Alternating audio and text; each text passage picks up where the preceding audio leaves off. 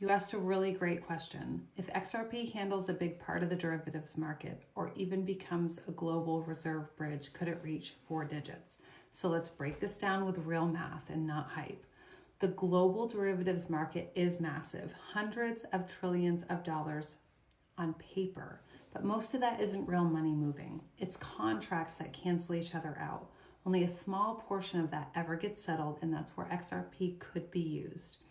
Even if XRP connects to the system, it only handles the part that actually moves, not the full amount. Now here's how we figure out a realistic price. The value of XRP depends on 3 things. How much money moves through it each day, how many XRP are being used for liquidity, and how many times each XRP is reused in a single day. That's called velocity. The formula looks like this.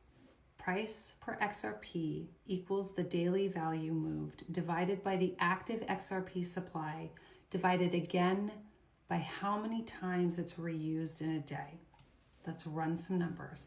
If XRP is moving $10 trillion a day, there are 10 billion XRP being used, and each one is reused 10 times.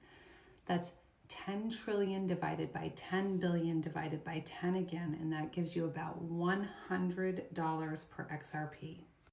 That's your efficient price, around $100 per coin.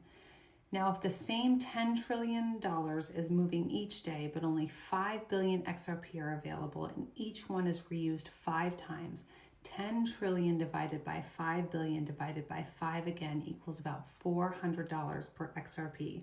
That's your efficient price, roughly $400 per coin. Now let's go bigger. If XRP moves $20 trillion per day and only 5 billion XRP are circulating and each one is reused 5 times, 20 trillion divided by 5 billion divided by 5 again equals about $800 per XRP. That's your efficient price, around $800 per coin.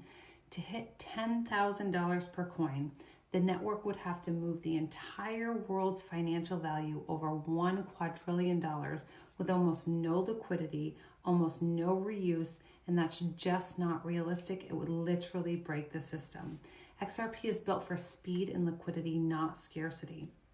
It's designed to move value, not the entire global economics system.